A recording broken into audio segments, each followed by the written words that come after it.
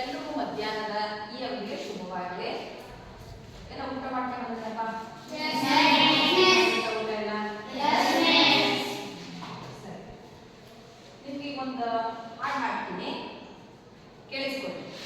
ತುಂಬ ಚೆನ್ನಾಗಿದೆ ಹಾಡು, ದಾಸರ ಪದ ಅದು. ಈ ಹಾಡು ಹಾಡಿದ್ಮೇಲೆ ಯಾವ ದಾಸರ ಪದ ಅಂತ ಹೇಳಬೇಕು ನಿಮಗೆ. ಆಮೇಲೆ ಹಾಡನ್ನು ಚೆನ್ನಾಗಿ ಕೇಳಿಸ್ಕೊಡ್ರಿ. ಇನ್ಮೇಲೆ ಪ್ರಶ್ನೆ ಕೇಳ್ತೀನಿ ನಾನು. ದಾಸನ ಮಾಡಿಕೋ ಎನ್ನ ಸ್ವಾಮಿ ಸಾಸಿದ ನಾಮದ ವೆಂಕಟರಮಣ. ದಾಸನ ಮಾಡಿಕೋ ಎನ್ನ ಸ್ವಾಮಿ ಸಾಸಿದ ನಾಮದ ವೆಂಕಟರಮಣ. ದುರ್ಬುದ್ಧಿಗಳನ್ನೆಲ್ಲ ಬಿಡಿಸೋ ನಿನ್ನ ಕರುಣ ಕವಚವೆನ್ನ ಹರಣಕ್ಕೆ ತೋರಿಸೋ. ದುರ್ಬುದ್ಧಿಗಳನ್ನೆಲ್ಲ ಬಿಡಿಸೋ ನಿನ್ನ ಕರುಣ ಕವಚವೆನ್ನ ಹರಣಕ್ಕೆ ತೋರಿಸೋ. ಚರಣ ಸೇವೆಯನಗೆ ಕೊಡಿಸೋ ಅಭಯ ಕರಪುಷ್ಪವೆನ್ನ ಶಿರದಲ್ಲಿ ಮೂಡಿಸೋ. ದಾಸನ ಮಾಡಿಕೋ ಎನ್ನ ಸ್ವಾಮಿ ಸಾಸಿರ ನಾಮದ ವೆಂಕಟರಮಣ. ದೃಢ ಭಕ್ತಿ ನಿನ್ನಲಿ ಬೇಡಿ ನಾ ಅಡಿಗೆ ರಘುವೆನಯ್ಯ ಅನುದಿನ ಪಾಡಿ. ದೃಢ ಭಕ್ತಿ ನಿನ್ನಲಿ ಬೇಡಿ ನಾ ಅಡಿಗೆ ರಘುವೆನಯ್ಯ ಅನುದಿನ ಪಾಡಿ. ಕಡೆಗಣ್ಣಲ್ಲಿ ಕೆನ್ನ ನೋಡಿ ಬಿಡುವೆ ಕೊಡು ನಿನ್ನ ಧ್ಯಾನವ ಮನ ಶುಚಿ ಮಾಡಿ. ದಾಸನ ಮಾಡಿಕೋ ಎನ್ನ ಸ್ವಾಮಿ ಸಾಸಿರ ನಾಮದ ವೆಂಕಟರಮಣ.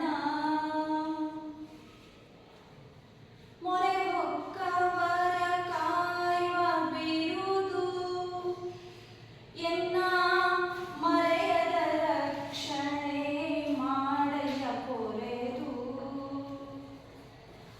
ಮೊರೆ ಹೊಕ್ಕವರ ಕಾಯುವ ಬಿರುದು ಎನ್ನ ಮರೆಯದೆ ರಕ್ಷಣೆ ಮಾಡಯ್ಯ ಪೊರೆದು. ದುರಿತಗಳೆಲ್ಲವ ತರಿದು ಸಿರಿ ಪುರಂದರ ವಿಠಲ ಎನ್ನನು ಕೊರೆದು.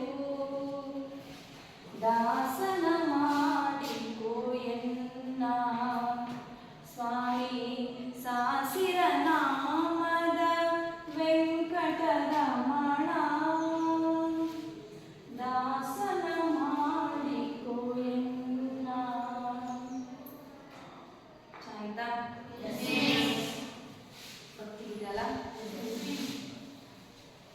ನೋಡ್ರಿ, ಇಂಥ ಗೀತೆಗಳನ್ನು ಹಾಡ್ತಾ ಇದ್ರೆ ಎಷ್ಟು ಮನಸ್ಸಿಗೆ ಸಂತೋಷ ಸಿಗುತ್ತೆ ಅಲ್ಲ? ದೇವ್ರ ಮೇಲೆ ಏನೋ ಒಂದು ರೀತಿ ಭಕ್ತಿ ಉಕ್ಕಿ ಬಂದಾಗುತ್ತಲ್ವಾ? ನಿಮಗೆ ಕೇಳಿದ್ರೆ ಚೆನ್ನಾಗಿ ಅನಿಸ್ತಾ?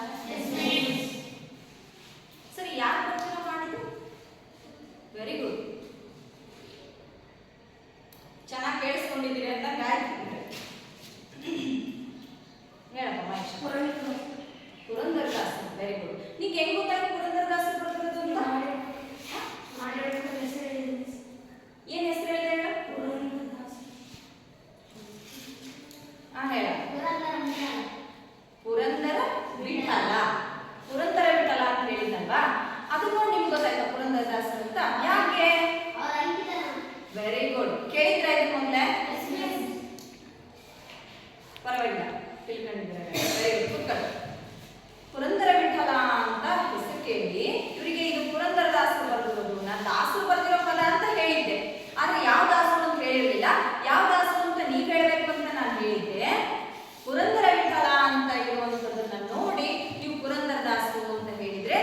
ರೆಡಿಯಾಗಿದೆ ನೋಡಿ. ಪುರಂದರದಾಸರ ಹೆಸರು ಕೇಳಿದ್ರಿ ಅಂತ ಹೇಳಿದ್ರಿ ಈಗಾಗಲೇ. ಹಾಗಾದ್ರೆ ಹಾಗೇನೆ ನಿಮ್ಮ ಪಠ್ಯ ಪುಸ್ತಕದಲ್ಲೂ ಕೂಡ ಪುರಂದರದಾಸರು ಬರೆದಿರ್ತಕ್ಕಂತಹ ಒಂದು ಹಾಡನ್ನ ನಿಮ್ಮ ಪಠ್ಯ ಪುಸ್ತಕದಲ್ಲಿ ಇಟ್ಟಿದ್ದಾರೆ. ಅದು ಯಾವ್ದಪ್ಪ ಅಂದ್ರೆ ಪದ್ಯ ಪಾಠ 3 ಬೇವು ಬೆಲ್ಲದೊಳಿಡಲೇನು ಫಲ. ಹೆಸರು ಎಷ್ಟು ಚೆನ್ನಾಗಿದೆ ನೋಡ್ರಿ. ಪದ್ಯ 3 ಬೇವು ಬೆಲ್ಲದೊಳಿಡಲೇನು ಫಲ. ಬೇವು ಬೆಲ್ಲದೊಳಿಡಲೇನು ಫಲ. ಬೇವು ಬೆಲ್ಲದೊಳಿಡಲೇನು ಫಲ ಪದ್ಯ ಹೆಸರು.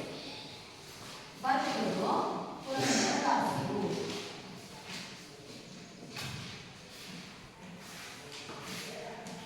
ಪುರಂದರದಾಸರು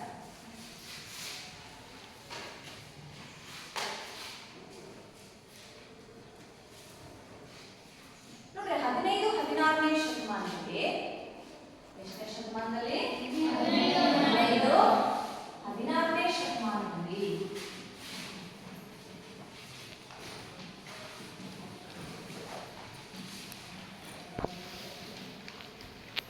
15-16ನೇ ಶತಮಾನದಲ್ಲಿ ಒಂದು ಪ್ರಸಿದ್ಧ ಸಾಹಿತ್ಯ ಪ್ರಕಾರ ಕಂಡುಬಂದಿದೆ. ಅದೇ ಯಾವ ಸಾಹಿತ್ಯ ಪ್ರಕಾರ ಅಂತಂದ್ರೆ ದಾಸ ಸಾಹಿತ್ಯ.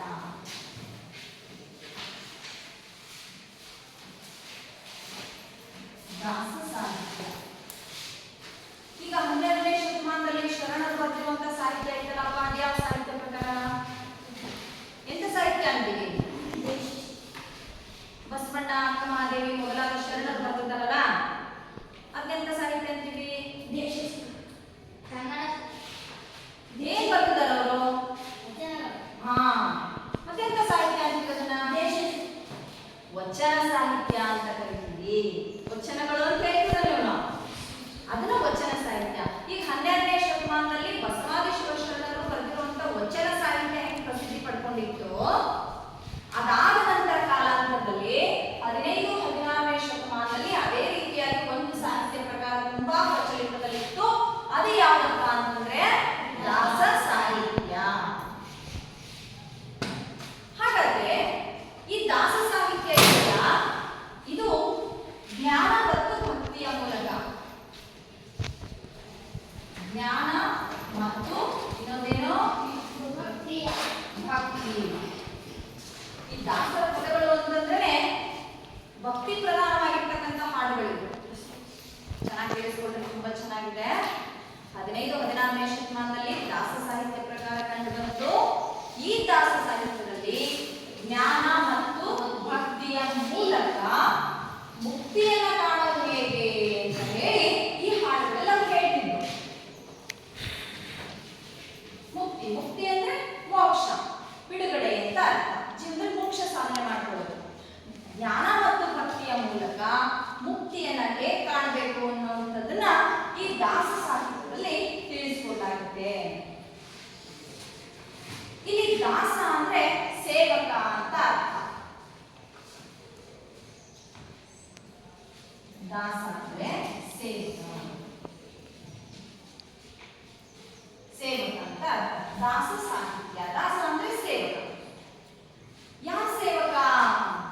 ಜನರ ಸೇವಕ ಅಲ್ಲ, ಹರಿಯ ಸೇವಕ. ಹರಿ, ಹರಿ ಅಂದ್ರೆ ವಿಷ್ಣು ಅಥವಾ ಭಗವಂತ ಅಥವಾ ದೇವರು ಅಲ್ವಾ?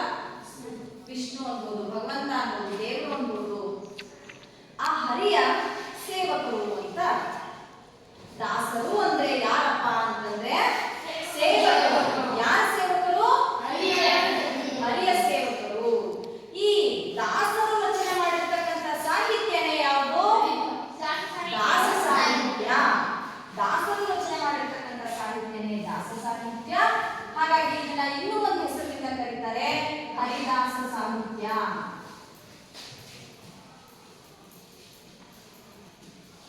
ದಾಸ ಸಾಹಿತ್ಯವನ್ನ ಹರಿದಾಸ ಸಾಹಿತ್ಯ ಅಂತ ಕರೀತಾರೆ. ಇನ್ನೊಂದು ದಾಸ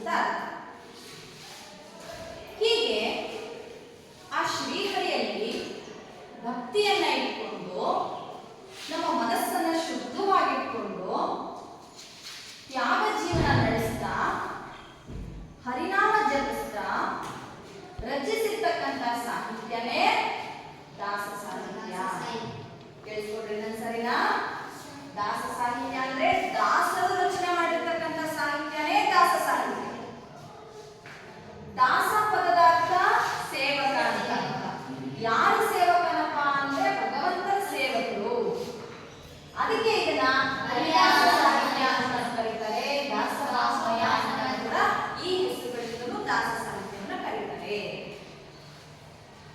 ಹಾಗಾದ್ರೆ ಶ್ರೀಹರಿಯಲ್ಲಿ ಭಕ್ತಿಯನ್ನು ಇಟ್ಟುಕೊಂಡು ಶುದ್ಧವಾದ ಮನಸ್ಸನ್ನ ಇಟ್ಟುಕೊಂಡು ತ್ಯಾಗ ಜೀವನ ನಡೆಸ್ತಾ ರಚಿಸಿರ್ತಕ್ಕಂಥ ಸಾಹಿತ್ಯ ಯಾವ್ದಾರಪ್ಪ ಅಂತ ಹೇಳಿ ಕರೀತೀವಿ. ಹಾಗೇನೆ ಈ ದಾಸ ಸಾಹಿತ್ಯದಲ್ಲಿ ಹಲವಾರು ಜನ ದಾಸರುಗಳು ಬರ್ತಾರೆ. ಅದರಲ್ಲಿ ಉದಾಹರಣೆಗೆ ಕನಕದಾಸರು ನೋಡ್ತೀವಿ.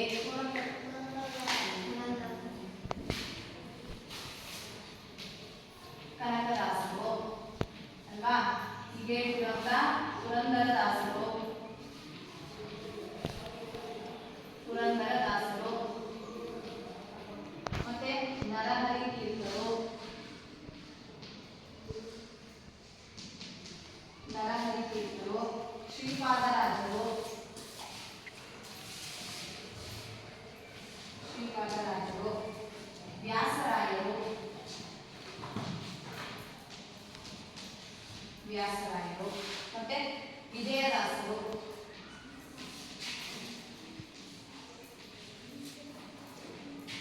ವಿಜಯದಾಸರು, ರಾಘವೇಂದ್ರ ತೀರ್ಥರು,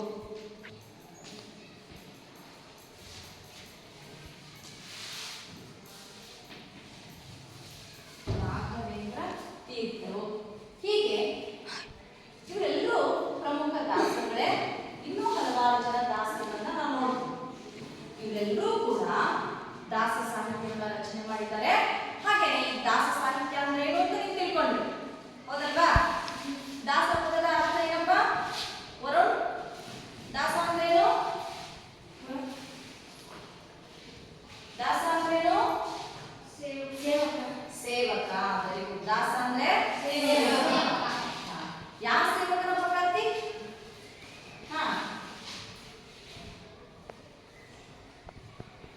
ಯಾರ ಸೇವಕ? ಇಲ್ಲ ಇದ್ದಲ್ಲೋ ಭಗವಂತ ಅನ್ನಕ್ ಬರುತ್ತಾ?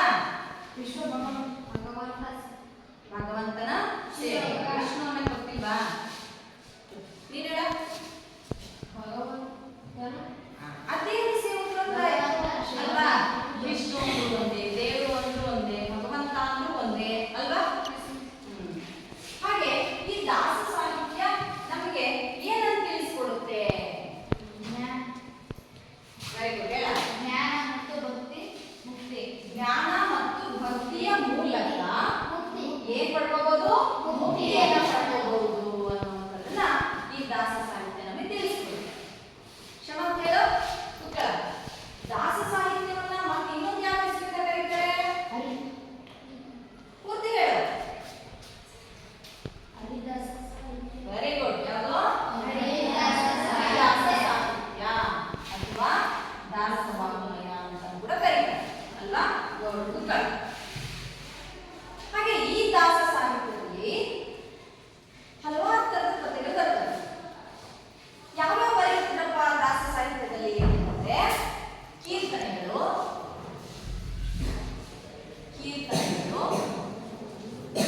ಮತ್ತೆ ಉಗಾಭಂಗ,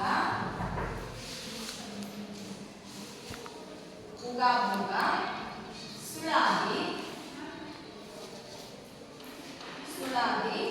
ಮಣ್ಣಿಗೆ,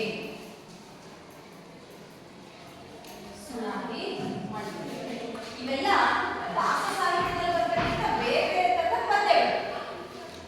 ಬೇರೆ ತರದ ಪದ್ಯಗಳು. ಇವಿಷ್ಟರಲ್ಲೂ ಕೂಡ ಈ ದಾಸರು ಸಾಹಿತ್ಯವನ್ನು ರಚನೆ ಮಾಡ್ತಾರೆ. ಹಾಗಾದ್ರೆ ನಾವೀಗ ದಾಸರಲ್ಲಿ ಒಬ್ಬ ಶ್ರೇಷ್ಠ ದಾಸರಾಗಿರ್ತಕ್ಕಂತಹ ಪುರಂದರದಾಸರು ಬರೆದಿರ್ತಕ್ಕಂತಹ ಈ ಪದ್ಯನ ನೋಡ್ತಿದೀವಲ್ಲ. ಯಾವ ಪದ್ಯ? ಈ ಪದ್ಯದಲ್ಲಿ ಪುರಂದರದಾಸರು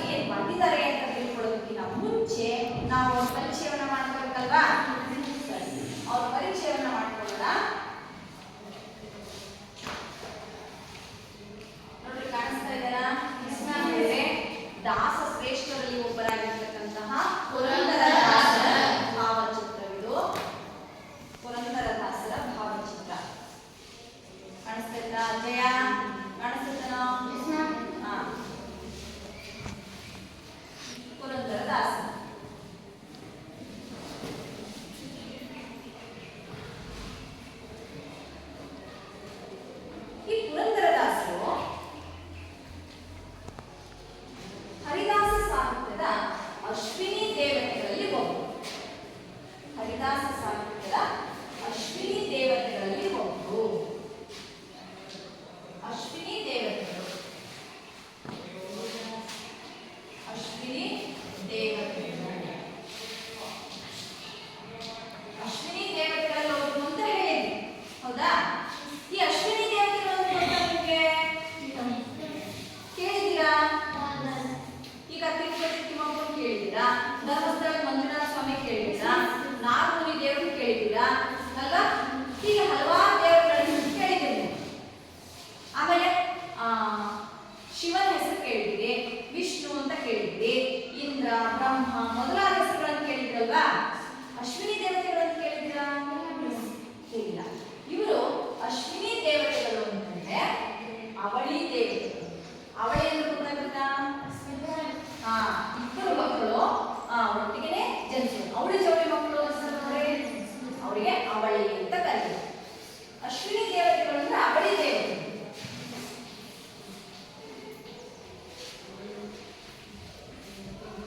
ಅವಳಿ ದೇವತೆಗಳು ಇವರು ಸೂರ್ಯನ ಪುತ್ರರು ಇವರಿಬ್ರು ಅಂತ ಹೇಳಲಾಗುತ್ತೆ. ಇವರು ದೇವತೆಗಳ ವೈದ್ಯರು. ದೇವತೆಗಳ ವೈದ್ಯರು ನೋಡ್ರಿ, ದೇವತೆಗಳಿಗೂ ಕೂಡ ಕಾಯಿಲೆ ಬರ್ತೇನೋ ಅಲ್ವಾ? ಅವರಿಗೆ ಯಾರೋ ಇವರು ವೈದ್ಯರು, ದೇವತೆಗಳ ವೈದ್ಯರು.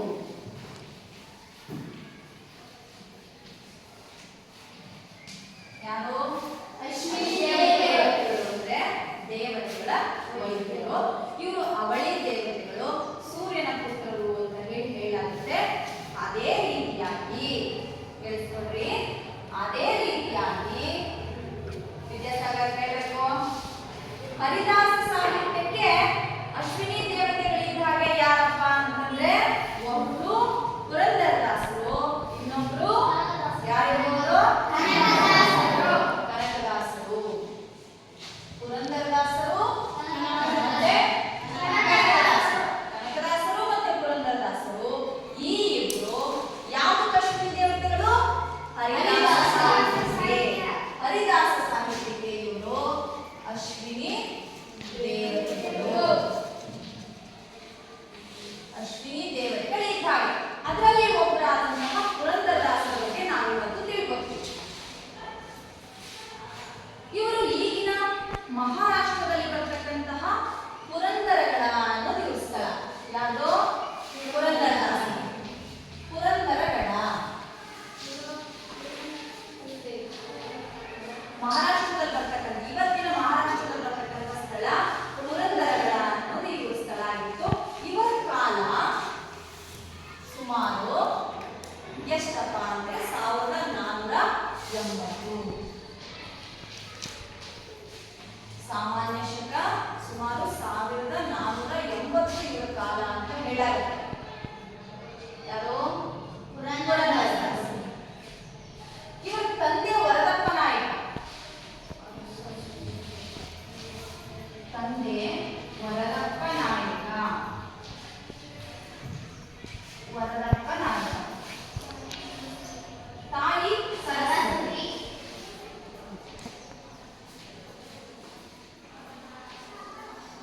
ತಾಯಿ ಸರಸ್ವತಿ. ಇವರ ಮೊದಲ ಹೆಸರು ಏನಾಗಿತ್ತಪ್ಪ ಅಂತಂದ್ರೆ ಶ್ರೀನಿವಾಸ ನಾಯಕ. ಪುರಂದರದಾಸರ ಮೊದಲ ಹೆಸರು ಅಂದ್ರೆ ಈ ಪುರಂದರದಾಸರು ಅಂತ ಹೆಸರು ಬರೋದಕ್ಕಿಂತ ಮುಂಚೆ ಇವರ ಪೂರ್ವದ ಹೆಸರು ಏನಾಗಿತ್ತು?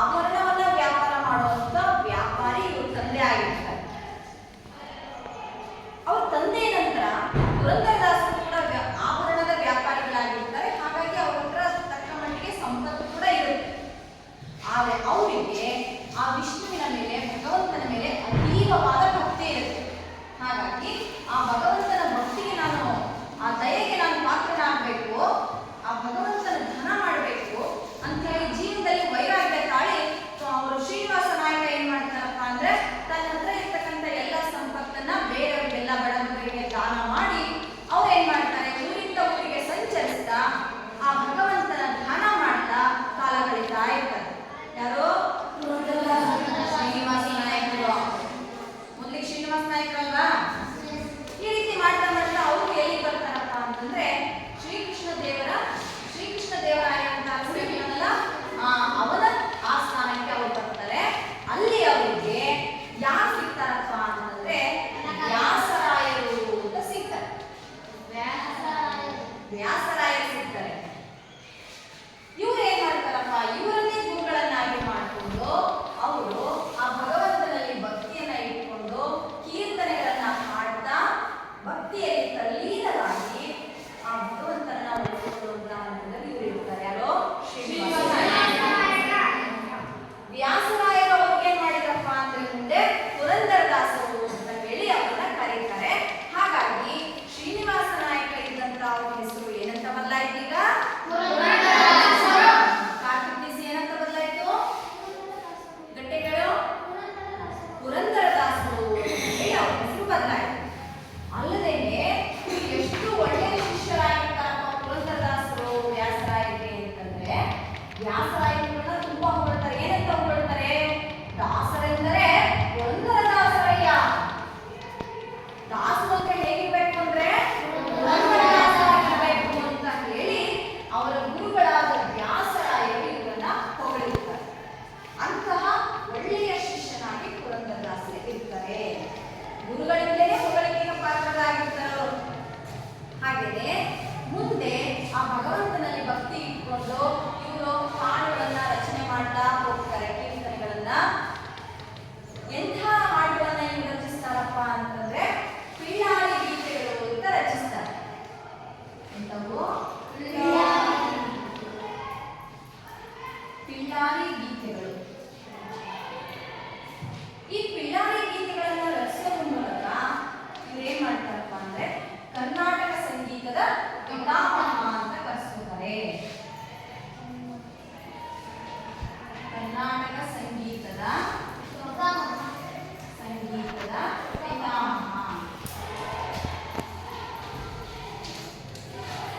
ಕರ್ನಾಟಕ ಸಂಗೀತದ ಪಿತಾಮಹ ಅಂತ ಹೇಳಿ ಪುರಂದರದಾಸರನ್ನ ಕರೀತಾರೆ. ಇವರ ಅಂಕಿತ ನಾಮ ಏನು? ಇವರು ಮೊದಲು ನಾನು ಹಾಡಾಡುವಾಗ ಗುರುತಿಸಿದ್ರಲ್ಲ, ಏನ್ ಹೇಳ?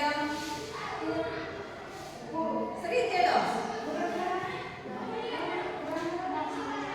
ಅವರ ಅಂಕಿತ ನಾಮ ಹೇಳು. Very good. ಏನೋ ಪುರಂದರ ವಿಠಲ. ಹಾಗಾದ್ರೆ ಅವರ ಅಂಕಿತ ಪುರಂದರ ವಿಠಲ.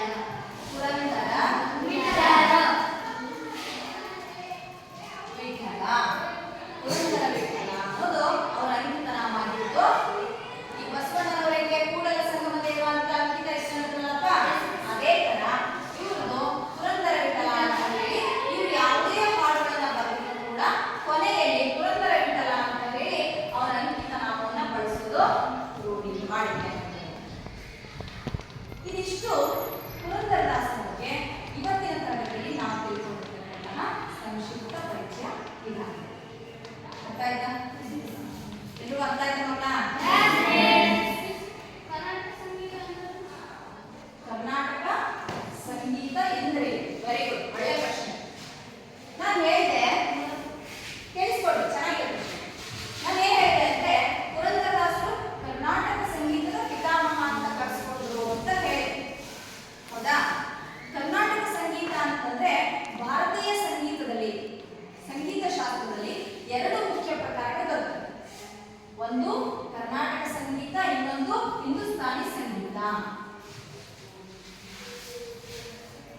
ಕರ್ನಾಟಕ ಸಂಗೀತ ಮತ್ತೆ ಹಿಂದೂಸ್ತಾನಿ ಸಂಗೀತ.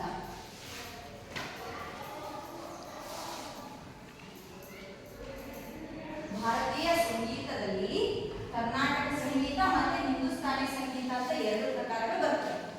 ಅದರಲ್ಲಿ ಕರ್ನಾಟಕ ಸಂಗೀತ ಅನ್ನೋದು ಕೂಡ ಒಂದು.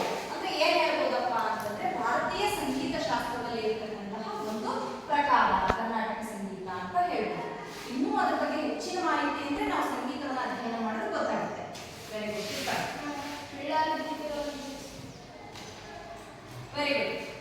ಒಳ್ಳೆ ಪ್ರಶ್ನೆ. ಸುಮ್ಮನೆ ಹೇಳ್ದಂಗೆ ಹೋದೆ. ಪುರಂದರದಾಸರು ಪಿಳ್ಳಾರಿ ಗೀತೆಗಳನ್ನ ರಚನೆ ಮಾಡಿದ್ರು. ಹೆಚ್ಚೆಚ್ಚು ಗೀತೆಗಳನ್ನು ರಚನೆ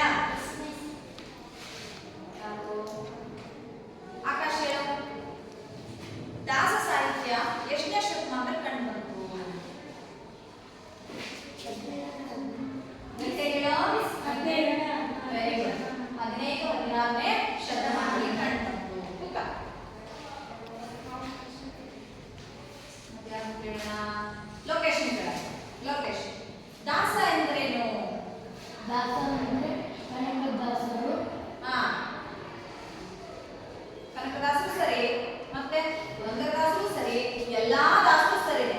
ದಾಸ ಪದದ ಅರ್ಥ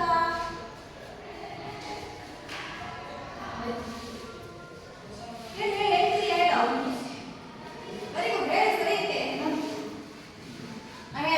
ಹರಿದಾಸ ಸಾಹಿತ್ಯ. ವೆರಿ ಗುಡ್, ಹರಿದಾಸ. ದಾಸ ಅಂದ್ರೆ ಹರಿದಾಸ. ದಾಸ ಪದದ ಅರ್ಥ ಯಾ ಸೇವಕನಪ್ಪ? ಹರಿಯ ಸೇವಕರು. ಹಾಗಾಗಿ ಹರಿದಾಸರು ಅಂತಲೂ ಕರೀತಾರೆ. ಅವ್ರು ಬರೆದಿರುವಂತಹ ಸಾಹಿತ್ಯನ ಹರಿದಾಸ ಸಾಹಿತ್ಯ ಅಂತ ಕೂಡ ಕರೀತಾರೆ. ಹಾಗೆ ನೋಡಿ ಕುಕ್ಕಳ್. Very good. ಬೇವು ಬೆಲ್ಲದೊಳಿಡಲೇನು ಫಲ. ಎಷ್ಟು ಚೆನ್ನಾಗಿದೆ ಅಲ್ಲ ಹೆಸರು, ಪದ್ಯದ ಹೆಸರು. ಬೇವು ಅಂದ್ರೆ ನಿಮ್ಗೆಲ್ಲ ಗೊತ್ತಲ್ಲಪ್ಪ, ಸಾಮಾನ್ಯವಾಗಿ ತುಂಬಾ ರುಚಿಯಾಗಿರುತ್ತಲ್ಲ, ತಿಂತಿದ್ರಾಗೆ ತಿಂತಾನೇ ಇರ್ಬೇಕು ಅನ್ಸುತ್ತಲ್ಲ. ಕೈವಾ ಮಹೇಶ್ ಹೇಳ. ಬೇವಿನ ಗುಣ ಏನು? ಕಹಿಯಾಗಿರುತ್ತೆ. Very good. ತಿಂದಿದೀಯಾ? ತಿಂದಿಯಾ? ಸರಿ. ವರುಣ್, ಬೆಲ್ಲ ಹೇಗಿರುತ್ತೆ? ಅದ್ರ ಗುಣ ರುಚಿ ಸಿಹಿ ಇರುತ್ತೆ. ಬೆಲ್ಲ ಹಾಕಿ ಪಾಯಸ ಮಾಡಿಬಿಟ್ರೆ ಅಂತ ಕುಡಿತಿರ್ತೀರಂಗೆ ಮಾಡ್ತಾರಲ್ಲ ನಿಮಗೆ ಮಠದಲ್ಲಿ ಪಾಯಸನ. ತುಂಬಾ ಸಿಹಿ ಇರ್ತದಲ್ಲ ನೋಡ್ರಿ. ಎರಡು ಎಷ್ಟು ವಿಭಿನ್ನವಾದ ಗುಣಗಳನ್ನು ಹೊಂದಿದವಲ್ಲ. ಬೇವು ಕಹಿಯಾಗಿರುತ್ತೆ, ಬೆಲ್ಲ ಸಿಹಿಯಾಗಿರುತ್ತೆ. ಹಾಗಾದ್ರೆ ಕಹಿಯಾಗಿರುವಂತಹ ಬೇವನ್ನ ನಾವು ಸಿಹಿ ಮಾಡೋದಕ್ಕೆ ಸಾಧ್ಯನಾ? ಯಾಕಾಗಲ್ಲ? ಆ ಬೇವಿನ ಎಲೆನೋ ಬೀಜನೋ ಅಥವಾ ಏನೋ ಒಂದು ಮರದ ಹೂವನ್ನೋ ನಾವು ಬೆಲ್ಲದ ಪಾಕದಲ್ಲಿ ಎದ್ದಿದ್ರೆ ಸಿಹಿ ಆಗುತ್ತಾ? ಎದ್ಕೆ ತಿಂದು ನೋಡಿದ್ದೀರಾ? ತಿಂದು ನೋಡಿದ್ರೆ ಹೇಗಿರುತ್ತೆ? ಅದು ಏನಾಗಿರುತ್ತೆ? ಕಹಿಯಾಗಿರುತ್ತೆ. ಅದು ಗುಣನ ಬದಲಾಯಿಸಕ್ಕೆ ನಾವು ಸಾಧ್ಯ ಇಲ್ಲ ಅಲ್ವಾ? ನೋಡಿ ಎಷ್ಟು ಚೆನ್ನಾಗಿ ಹೆಸರು ಪದ್ಯಕ್ಕೆ. ಇದೇ ರೀತಿಯಾಗಿ ನಾವು ಬೇವನ್ನ ಬೆಲ್ಲದಲ್ಲಿಟ್ಟರೆ ಏನ್ ಫಲ, ಏನ್ ಪ್ರಯೋಜನ? ಏನು ಪ್ರಯೋಜನ ಆಗಲ್ಲ. ಅದನ್ನ ಕುಕ್ಕಲ್, ಅದನ್ನ ಬದಲಾಯಿಸೋದಕ್ಕಾಗೋದಿಲ್ಲ. ಅದೇ ರೀತಿಯಾಗಿ ನಮ್ಮ ಸಮಾಜದಲ್ಲಿ ಎಂತಹ ಜನರನ್ನ ನಾವು ಬದಲಾಯಿಸೋದಕ್ಕೆ ಸಾಧ್ಯ ಆಗೋದಿಲ್ಲ ಅನ್ನುವಂತಹ ವಿಚಾರವನ್ನ, ಹಾಗೆಯೇ ಯಾವುದೇ ಕೆಲಸ ನಿರ್ವಹಿಸಿದ್ರು ಕೂಡ ಅದರಿಂದ ಫಲಾಪೇಕ್ಷೆನ ಬಯಸಬಾರದು. ನಿರ್ಮಲವಾದ ಭಕ್ತಿ ಮನಸ್ಸಿನಲ್ಲಿ ಇದನ್ನು ಏನೇ ಕೆಲಸ ಮಾಡಿದ್ರು ಕೂಡ ಅದರಿಂದ